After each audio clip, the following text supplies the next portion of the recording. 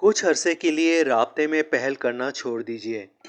آپ کو پتہ چل جائے گا کہ آپ کتنے مردہ پودوں کو پانی دے رہے تھے۔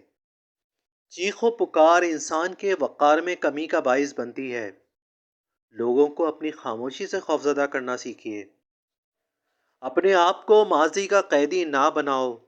وہ زندگی کا سبق تھا، کوئی عمر بھر کی سزا نہیں۔